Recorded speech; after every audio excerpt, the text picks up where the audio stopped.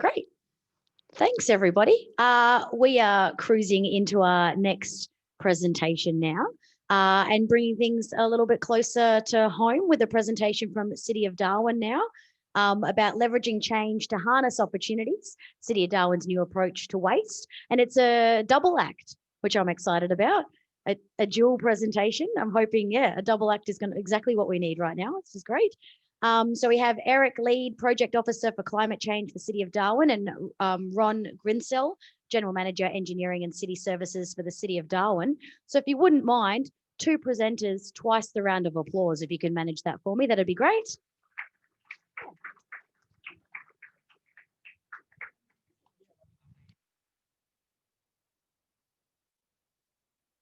Beautiful. Everyone can hear me well? Perfect. So yeah, everyone, thank you so much for having us here today. We're going to be talking about the opportunities from climate change. To do this, I think we're going to take a little bit of a step back from the last presentation and to talk about the bigger picture. So before we can start talking about the opportunities from solar, and before we can start talking about all the different human health, economic, and a whole swath of other opportunities, we have to really talk about what climate change is. And by talking about what it is, we can then really start to work out what the pathway forward is. Now, there's really 2 large components to climate change. The first one is the impacts of climate change, and this is incredibly important to talk about. So the impacts of climate change is a result of us humans putting too much greenhouse gases into the atmosphere. We've been doing it for a long time, and now there's a lot of greenhouse gases in the atmosphere. Sun is coming through, it's hitting the earth, it's turning into heat, and that heat, instead of leaving the atmosphere, it's getting caught in the atmosphere. So over time, more and more heat is rolling in. Now, our climate systems are incredibly sensitive, and because there's more heat in the system, it's making a whole bunch of changes. It means that the ice caps across Antarctica and in the Arctic, particularly in Greenland, are melting, and it's causing a whole swath of other changes. And so at the moment, our measurements show that globally, the average temperature has increased by 1.1 degrees. So we're already observing changes such as sea level rise, increased variability of rainfall. It doesn't necessarily mean there's more or less in some areas.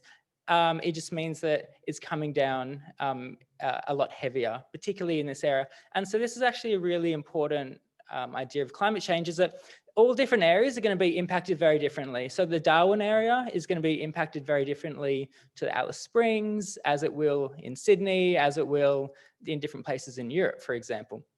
So we really have to understand what's going on locally when we're talking about climate change. But globally speaking, we are already seeing more droughts. We're seeing changes in fire conditions, and we are seeing directly associated with the impacts of climate change, increased species extinction.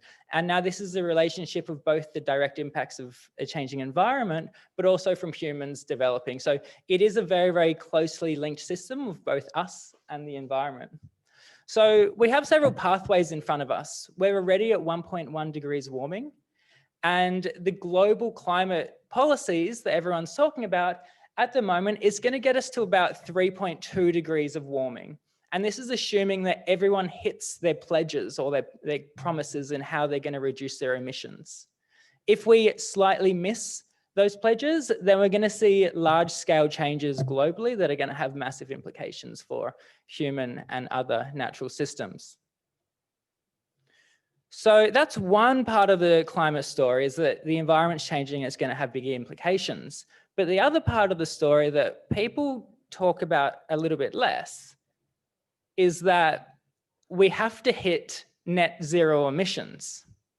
So why is it City of Darwin that's talking about hitting net zero emissions and really driving down our greenhouse gases? Because we're so small. Well, we as a small city, globally, cities account for 70% of greenhouse gas emissions.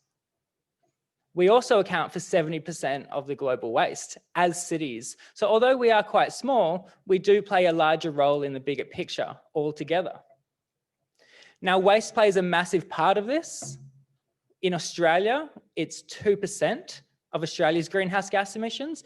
And from this, the large majority of it is coming from the landfills. So landfill is the big focus. So when we're talking about driving down emissions, particularly in the waste sector, we're really talking about the whole waste system, because greenhouse gas emissions, they come from every step of the waste cycle. They come from the extraction of the raw resources, the transportation of them, the production of them into other products, the consumption of them, and also the end of life in the landfill. So we're really discussing the whole system when we're talking about greenhouse gas emissions from waste. Now, more specifically, a lot of the greenhouse gases are coming from when we're putting organic products in the landfill. Now, the reason for this is that when we're putting organic products in the landfill, we're covering them with dirt, and bacteria are then turning these organic products into a bit of a half-half mix of carbon dioxide, which is the key greenhouse gas that we talk about, and methane. And methane over a 100-year period is 34 times more powerful than carbon dioxide as a greenhouse gas. So both of these greenhouse gases are incredibly important for us to look at, particularly when we're talking around reducing the amount of greenhouse gases that we're putting into the atmosphere. So this is the case that we really want to cut down greenhouse gases from the waste, particularly as a city, but it's only half the story that we really want to. It's also part of the story that we kind of have to. It's not just us, it's everyone in the world. And we signed this off in 2016 when everyone signed an agreement, Australia included, called the Paris Agreement. The Paris Agreement says that we are going to hit net zero emissions. We're going to stop putting greenhouse gases into the atmosphere by the year of 2050. That's 30 years away. And that's a massive, massive undertaking, considering that our society is based around the use of fossil fuels for productivity. So what is the Paris Agreement? I'm only going to go into a little bit of it, but why is it so powerful in influencing the decisions that we make? Well, they're using something called the Ratchet Mechanism, and this is incredibly important when we're discussing greenhouse gases in the atmosphere and the actions that we're taking, and particularly in the context of waste. Because the Ratchet Mechanism, it says that every 5 years, every country comes together and has a big stock take of all of their greenhouse gases they've been putting into the atmosphere. Now, 2 years after that massive global stock take, each country has to repledge how many greenhouse gases they're going to, well, put into the atmosphere, but rather reduce putting them into the atmosphere. And as I showed before, on the current scenario, we're going to hit about 3.2 degrees of warming. All the countries are trying to hit below 2 degrees, but we're really, really trying to hit 1 degree of warming. So this is massive cuts. Now, for every 5-year cycle, every country that makes a pledge, they can't loosen their pledges, they can only tighten it. So what this means is that the longer we delay climate action, the longer we delay putting greenhouse gases in, reducing the amount of gas we're putting into the atmosphere, the harder the task is, the more rapid the move is. And this is incredibly important when we're talking about the opportunities that come from climate change. Because when we can see these actions coming, we can see the writing on the wall, everyone signed the paper, everyone's starting to make movements. And it's of course the large companies globally that are starting to reap the benefits of it. Now we can see all of the Australian polluters, which was a very exciting event that they all banded together to hit net zero emissions and to pool their resources to do so. But this is just a great example on how everyone globally is seeing the writing on the wall and starting to make movements. So in January of this year at the World Economic Forum, and this is an incredibly important event within the large climate picture, the European Commission said that they're going to write a carbon border tax. And now this is the largest market in the world. They're saying that if any country in the world is producing a product and they're not taxing the amount of carbon that goes into it, as soon as it crosses the border into the European Union, the largest market in the world, the EU are going to put a tax on it themselves. So this is massive, particularly for someone like Australia, who's producing one of our primary products, steel. We're using coal to do that. So it means that our products are then going to be competing against products such as Sweden's steel, which is produced by renewable energy, and it's going to be having this extra tax on top of it. This is really going to make Australia uncompetitive within the financial market. So this has massive implications. And that's why the large companies around the world are starting to get on board with it, to really make movements to put themselves in the best potential space to benefit from this large chaotic change that we're seeing as we transition towards a zero carbon world. So just a quick one, I have been throwing around the idea of net zero emissions, and this doesn't necessarily mean that there's no more greenhouse gases going into the atmosphere at all. What net zero means, it means that we're looking at achieving a balance.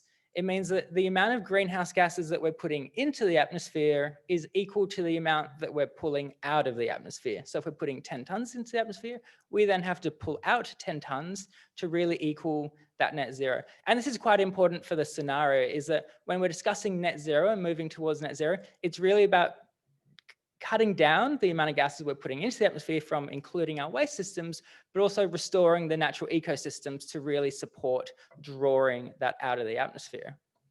And so these benefits aren't that abstract, particularly the economic benefits. In fact, they've been reported quite a lot. So CDP, they're called the Carbon Disclosure Project, the world's largest organization that companies self-report their carbon emissions to.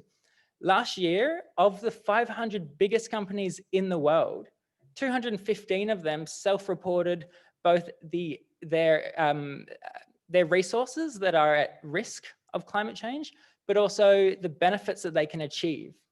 So the gray ones are the climatic risks, but the red ones are the opportunities. And you can see consistently across every single sector, almost, the benefits largely outweigh the risks. And this is one of the big discussions that we're having, is that when we're responding to climate change, we do have to absolutely reduce the negative impacts from climate change. This is largely associated with cutting down the greenhouse gases, but it's also forecasting what changes are happening both in the environment and then in the policy and regulation space, and to really put ourselves in the best position to embrace these opportunities. And this is really where City of Darwin's climate emergency response comes into the space. And I'll pass it on to my general manager, Ron, to jump into from here. Thank you. Thank you, Eric. City of Darwin's entered a fair bit of space regarding strategic thought. Part of that process is what Eric's just described. We're nearing the end of the journey of creating a draft climate change response. It's a substantive document, and obviously it needs to go through and to a workshop with elected members. But it's an umbrella document. In other words, it sort of touches points across the whole of our organisation. Touches points across the whole of our organisation. And a subset to that, and also a complementary part of that, is our waste strategy. We're currently in the consultation approach to the waste strategy to build a strategy that's robust going forward, and identifying the opportunity, I suppose, for looking at diversion in the circular economy.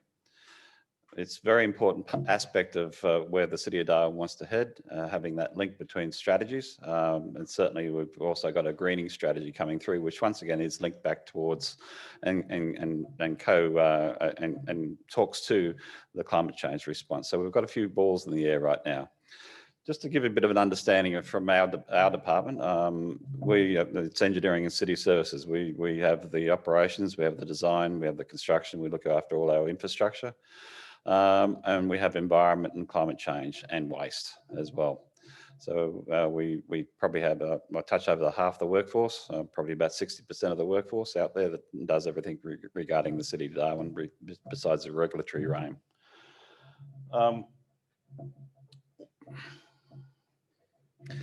So I think it's the main point regarding the waste in the top end is there's one landfill site currently, and that's operational, and that's Shoal Bay. So there's been a lot of focus over the last 20 months on actually understanding Shoal Bay and moving forward with Shoal Bay and getting a strategy around the future of Shoal Bay and landfill.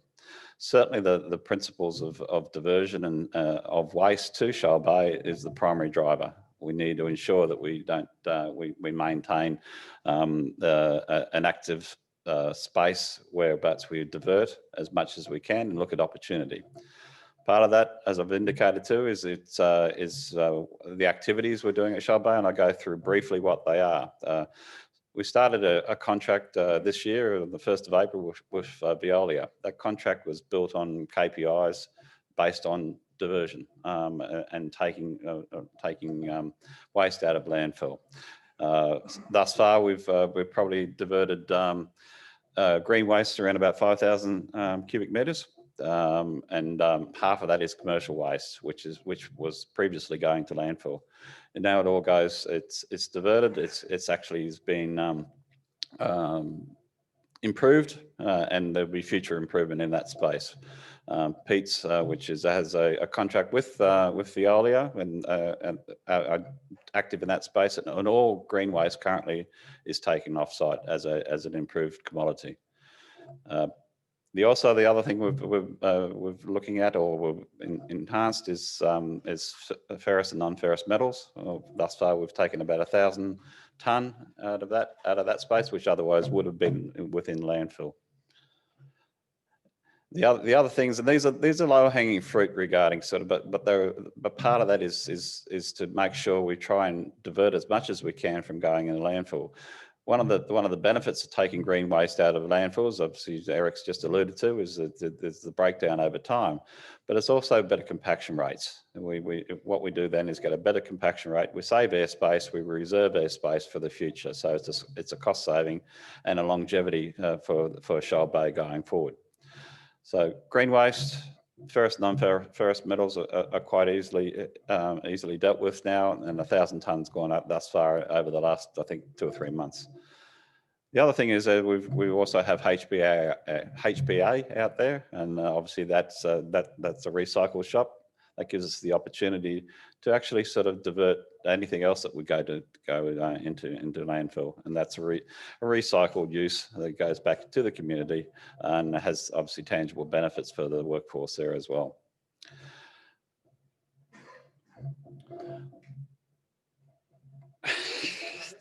No, it's okay.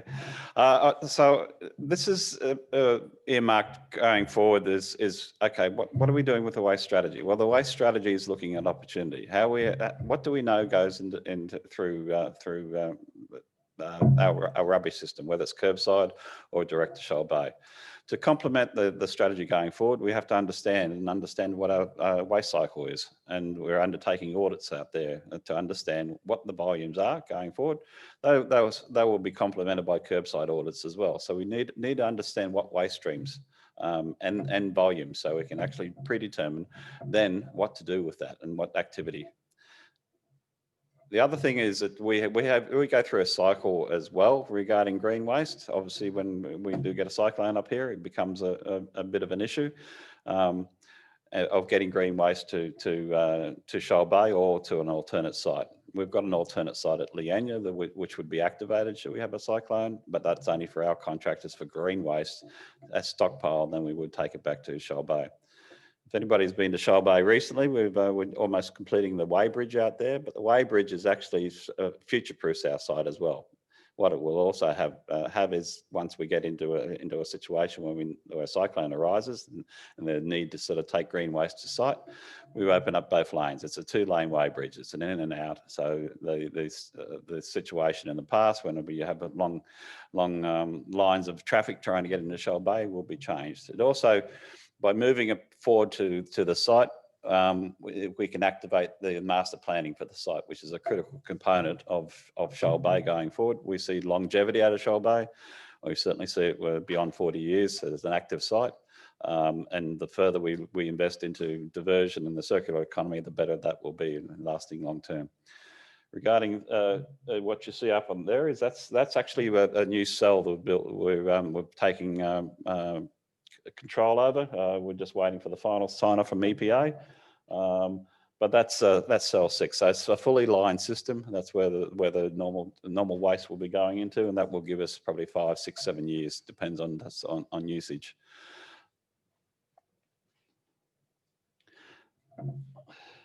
I'll do some other touch points. Obviously, we're looking at the waste. We're looking at a waste strategy. What are we doing in the activities beyond those low-hanging fruit, like I've indicated regarding green waste, the recycle shop, and also the ferrous and non-ferrous metals? We're actually sort of looking more into our specifications for material. We've actually just trialed an area, and those people familiar with Darwin would know Lakeside Drive. We've trialed an area there on C&D, and to have a mix in the C&D design into going into road base. So construction and demolition, basically concrete. So we're looking at a mixed design with concrete and with fines, and laid that down so we can trial that. We also have trialled by way of using plastics in our asphalt, which we've got a little bit of media about. And that was really just by way of activating that space regarding going out to tender and looking at and allocating a percentage to that tender assessment on innovation. So we're trialling that. We're trialling that on 3 roads currently, just to see whether or not it fulfills its structural obligations over time, with the view that we will utilise that further into the future. The disaster waste planning is another thing we're doing at Shoal Bay. So we're looking at that as an active space. We're just currently doing an assessment to see what waste streams would evolve from various cyclones, whether it's 1, 2, 3, 4, or 5. Obviously, 1 and 2 would be more green waste, so we understand what sort of volumes are anticipated based on prior cyclones, but also basically as an assessment of our canopy. And then once you get into a 3, 4, 5, you're starting to look more of a building waste stream, and sort of trying to assess what sort of volumes they would be, and then actually look at ways and means how we can mitigate that or store that prior to actually dealing with it on site.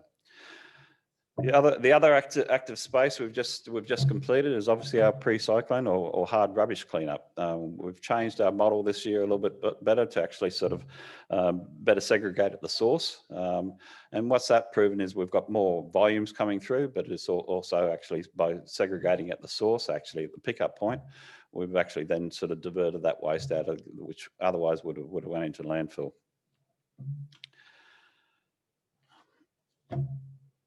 As I say, there's a lot of development going out there. One of the big things we've got is obviously is leachate, which is in any particular system, it's a bit of an issue. With Shoal Bay, it's a little bit unique in the sense that in some jurisdictions they put the leachate to sewer.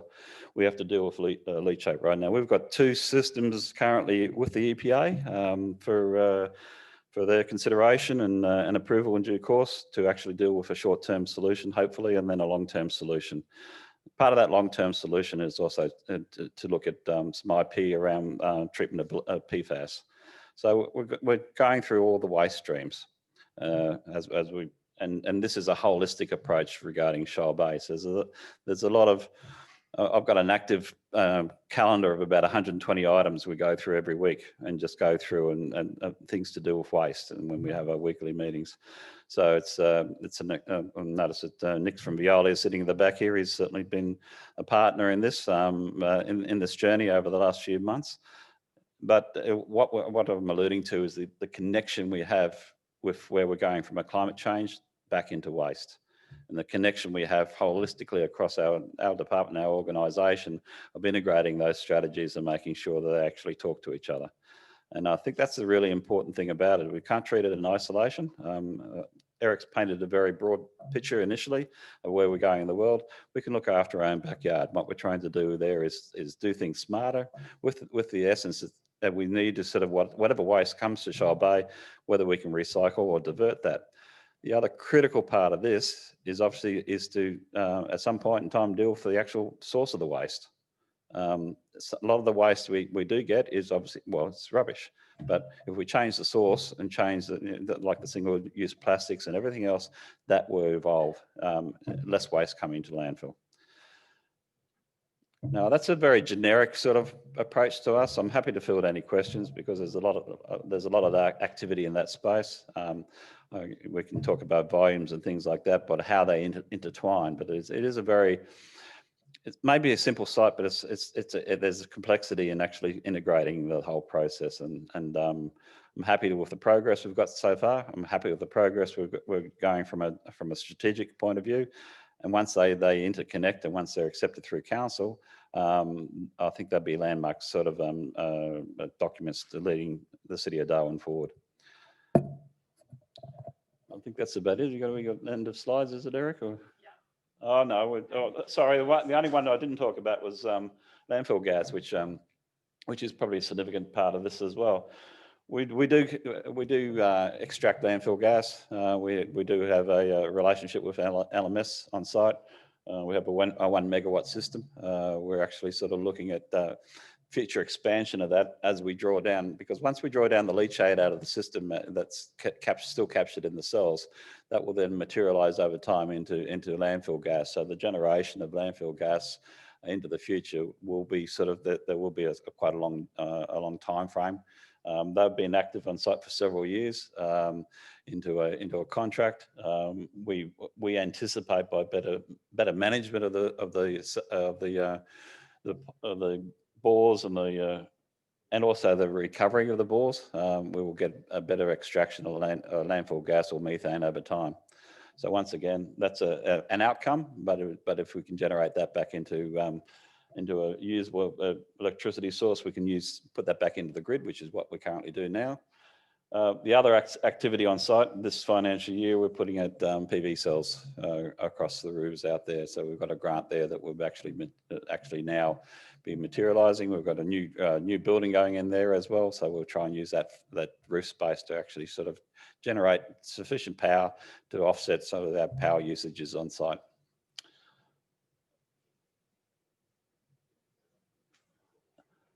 I'll let you read the summary.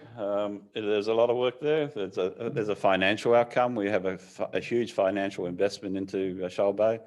We do run a whole life model, a financial model. So we do take that out to 30 to 40 years from a discounted cash flow. And a lot of these initiatives take a lot of money up front. So obviously we need to sort of recover that, because post-closure, we have to monitor that site for 30 years at least. The longer we can keep that site active, the less requirement there is to sort of go out and source another alternate site. We're using best practice right now regarding our cell designs, and we're looking at as much diversion into the circular economy as possible. The one thing that we will, once we get a strategy in place, is the big thing then is education. Is that the contamination rates coming through curbside aren't good. But until we get a strategy in place, then we'll go down that pathway of education, and that'll be across the top end. This is because Palmerston and Litchfield, obviously use Shoal Bay as their landfill site, and we just need to educate people that on a pathway. But that'll marry in with our climate change response and certainly with our waste strategy. Thank you. Great. Let's thank the presentation.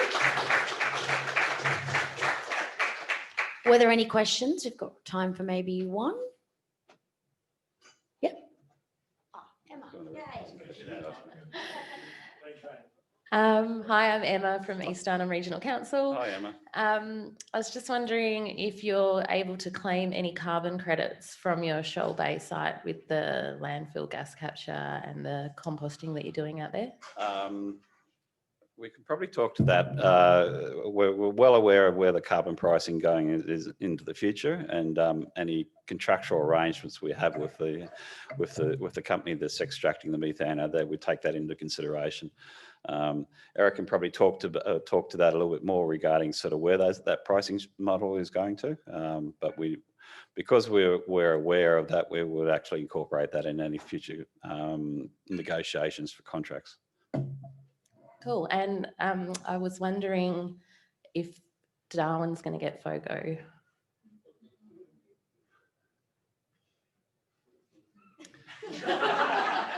I'll take that on notice. Thanks.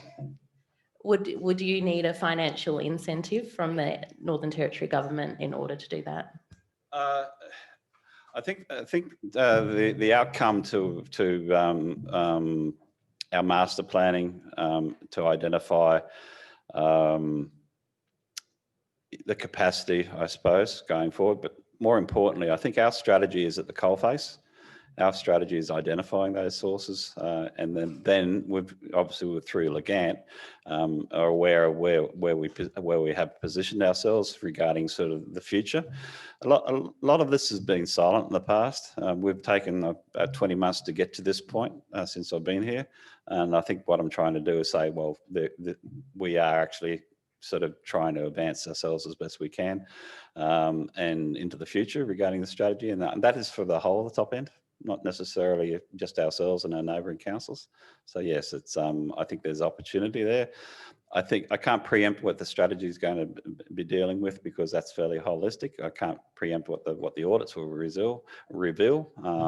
But the whole point of what we're trying to do is take landfill waste out of Shoal Bay and preserve its longevity. We're also, as far as other waste streams, they're certainly being considered in the future. But right now, we're just trying to sort of deal with what's in front of us and deal with the strategy outcomes, and then we'll look at sort of other opportunities thereafter. If you go back to Shoal Bay when it started in the 1980s to what it is now regarding sort of landfill, there's a big variation to it, and we have got a lot of that around the Northern Territory. There's a lot of cleanup exercises going on. We're taking waste out of Waggat right now. That's because they're part of the cleanup exercises undertaken by the NTG. So yes, I think we're all in the same boat. We're not a big community in the Northern Territory. There's only 250,000 of us.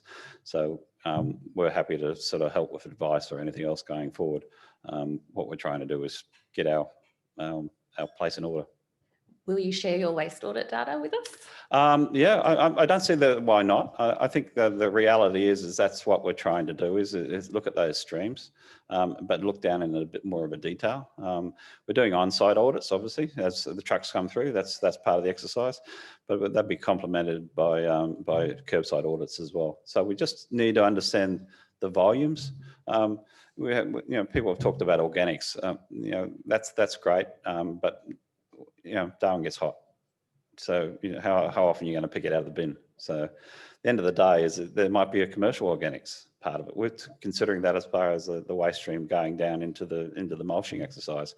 We're considering other activities, and I mean we've got this relationship with Pete's by Veolia, and they've been in lots of discussions with the agricultural industry up here, where the value add is, and looking at our soil profiles and everything. That's to me is a great opportunity. But the value add is not just a mulch cover. This is a value add, purpose-built product. And I think that's really where the opportunity is. In the past, it's just shredded and put down and make a bit of a mulch out of it. No, it's not the case now. All our organics, both commercial and domestic, are gone because of the value add proposition. And half of that is a commercial offset. We had the commercial waste going to landfill.